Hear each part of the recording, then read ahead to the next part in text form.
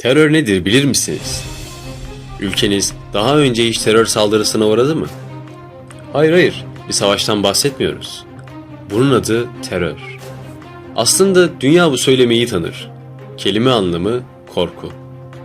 Sanırım 11 Eylül saldırıları diyeceksiniz. Nasıl da koca bir gökdelen yerle bir olmuştu değil mi? Koskocaman ABD'yi bile korkutabilen terör. Peki neler değişti 11 Eylül'den bu yana? Cevap verelim. Çok şey. Uluslararası ilişkiler, enerji, diplomasi, dengeler, dış politika. Ve iki ülke işgal edildi. Afganistan ve Irak. El-Kaide'nin gerçekleştirdiği terör saldırısı bahanesiyle ABD yüz binlerce masum Irak ve Afgan vatandaşının ölümüne sebep oldu. Bush'un ya bizimlesiniz ya teröristlerle söylemi oldukça iddialıydı. Oysa ki Afgan-Rus savaşında El-Kaide'yi palazlandıran yine ABD'den başkası değildi. Artık hiçbir şey eskisi gibi olmayacaktı. ABD'nin önlemeye çalıştığı terör artık her yerdeydi. Günümüzde en büyük terör algısına sahip olan IŞİD'in nasıl kurulduğunu bilir misiniz? ABD 2001 yılında Afganistan'ı işgal eder ve bu işgali 2003 yılında Irak işgali takip edecektir. Nasıl olduysa Zerkavi isimli bir El-Kaide militanı Afganistan'dan Irak'a geldi ve burada IŞİD'in temellerini attı. Bağdadi önderliğinde büyüyüp gelişen IŞİD, Arap Baharı sonrası Suriye İç Savaşı'ndan faydalanarak bulduğu boşluk neticesinde Irak'ın belirli bölgelerinde ve Suriye'nin kuzeyinde bir terör devleti kurduğunu ilan etti. Bu, eşi benzerine az rastlanır bir örgüttü. Bütün dünya ülkelerinden bu örgüte yabancı terörist savaşçı yağıyordu. ABD nasıl kurulduğunu anlayamadığı IŞİD ile mücadele etmek için topyekün hareket edilmesi gerektiği kanaatine vardı. Ve onlarca devletin desteğiyle uluslararası koalisyon kuruldu. Türkiye bu koalisyon için ülkesinde büyük bir askeri üs tedarik etmekteydi. Bir NATO üyesi olarak Türkiye'nin Suriye devleti ile 911 kilometre sınırı vardı. Ve bu sınırın diğer tarafı teröristlerin elindeydi. Bir tarafta IŞİD, bir tarafta PYD. 2015 yılında terör örgütleri Türkiye'de onlarca canlı bomba saldırısı gerçekleştirdi. Ve yüzlerce insan bu saldırılarda hayatını kaybetti. IŞİD en büyük darbeyi Türkiye'ye vurmuştu. Ancak hiçbiri Paris'teki terör saldırısı kadar ses getirmedi. Irak Savaşı ABD'ye önemli bir tecrübe olmuştu. Artık ABD düşmanlarına karşı kendi askeriyle savaşmak yerine vekalet savaşı yürütmeyi tercih ediyordu. Suriye'de kurulan Özgür Suriye ordusu bu iş için biçilmez kaftandı. Kendi insanını katleden Esad rejimine karşı kurulan bu ordu gerekilen destek verilirse teröristlerin hakkından gelebilirdi. Ancak öyle olmadı. ABD Özgür Suriye ordusuna verdiği desteği geri çekti ve yeni vekil aktörü olarak PYD terör örgütünü seçti. Bu karar şok etkisi yaratmıştı. ABD nasıl olurdu da bir terör örgütüyle müttefik olabilirdi? Bu kararı NATO müttefiği olan Türkiye'ye asla açıklayamadılar. Hatta kendi senatosuna bile açıklayamadılar. I have, yes. Who are they? They're a Kurdish group, one of several, a number of. Have you heard of the YPG? I have heard of them also. Who are they? Another Kurdish group. Aren't they the military wing of the PYD? They are, yes. Is that right, General Doctor? That is correct. They're a leftist Syrian Kurdish political party founded in 2003. Reports indicate that they're aligned or at least have substantial ties to the PKK. Is that true? Yes, we have. Is the PKK a terrorist organization in the eyes of the Turkish government? The PKK is a terrorist organization not only in the eyes of the Turkish government but in the eyes of the U.S. government as well. Türkiye için terör yeni duyulmuş bir şey değildi.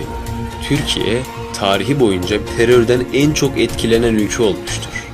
1975 yılında kurulan Ermeni terör örgütü Asala, Türkiye'nin yurt dışındaki diplomatlarını öldürmeye kendisine görev edinmişti.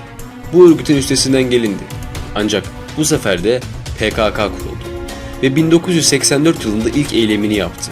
O günden bugüne Türkiye'de 30 binden fazla sivil ve asker hayatını kaybetti. PKK'nın kullandığı teçhizat ABD, Avrupa Birliği ve Rusya menşei olan silahlardı. Oysa ki bahsedilen ülkeler terörün en büyük düşmanı olarak biliniyordu. ABD'nin 1. Körfez Harekatı'ndan sonra İran kuzeyinde inşa ettiği çekiç güç ile PKK terör örgütü daha da palazlanmıştı. PKK'nın Suriye'deki uzantısının adı PYD olarak anılmaktadır. İşte soru işaretlerinin başladığı yer burasıdır. ABD neden NATO müttefiği Türkiye'yi parçalamaya çalışan PKK uzantısı örgütüyle ittifak halindedir? Oysaki bu örgütü ABD başta olmak üzere Avrupa Birliği, Avustralya, Japonya ve Kanada gibi birçok ülke terör örgütü olarak kabul etmekteydi. Evet, saydığımız bu kadar ülke PKK'yı terör örgütü kabul ederken ABD, IŞİD ile mücadelede silahlı güç olarak PKK'nın Suriye uzantısı PYD'yi seçmişti. Türkiye bu işten rahatsızlığını müttefiki olan ABD'ye defaatle bildirdi. Türkiye Cumhurbaşkanı Erdoğan, ABD'li yetkililere şu açıklamayı yaptı. Terör örgütü PYD'ye silah yardımı yapmayı bırakın. IŞİD terör örgütüyle biz savaşmaya hazırız. Ancak ABD buna sıcak bakmadı ve Türkiye'nin endişelerini gidermek için terör örgütü PKK'nın adını Suriye Demokratik Güçler olarak değiştirdi. Oysaki terörist aynı teröristti. IŞİD'in yükselişinin ve Suriye İç Savaşı'nın Türkiye'ye olumsuz sonucu sadece bu değildi.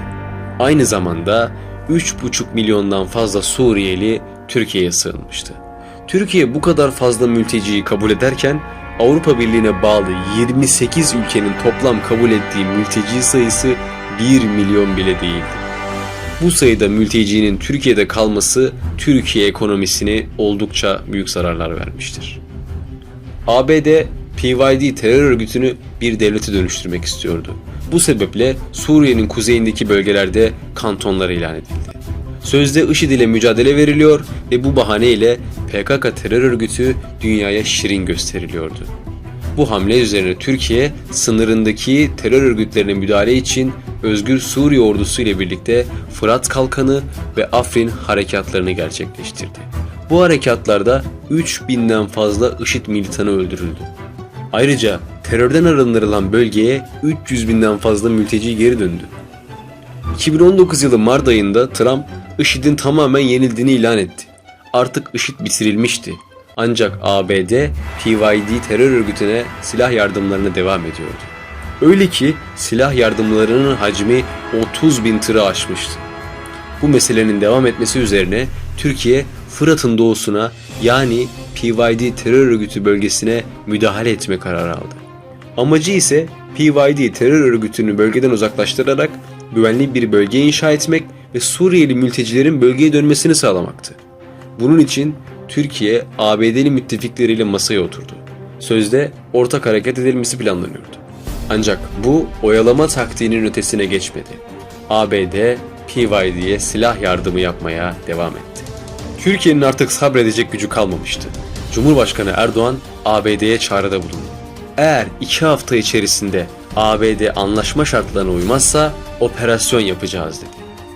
Hedef, bölgenin terör örgütlerinden arındırılarak bölgede yoğunlaşmakta olan göç dalgasını azaltmak ve Suriye'nin toprak bütünlüğünü sağlamaktı. ABD, Türkiye'nin baskılarına daha fazla dayanamayarak Trump'ın açıklamaları sonucu askerlerini Suriye'nin kuzeyinden güneye doğru kaydırmaya başladı. Trump, Türkiye'nin operasyonunu desteklemiyoruz ama engel de olmayacağız şeklinde açıklama yaptı. Bu operasyon, Türkiye'nin 99 yılında Suriye Devleti ile yaptığı Adana Mütabakatı çerçevesinde yapılan meşru bir hareket olacaktır. Aksi halde Suriye bölünecek ve başta Türkiye olmak üzere bölgenin tamamında onarılamayacak yaralar açacaktı. Operasyon için artık her şey hazırdı. Bugün 9 Ekim 2019. Cumhurbaşkanı az önce sosyal medya hesabından duyurdu. Hedef Barış Pınarı Harekatı. Geliyoruz. İşte geliyor özel harekat, işte geliyor özel harekat.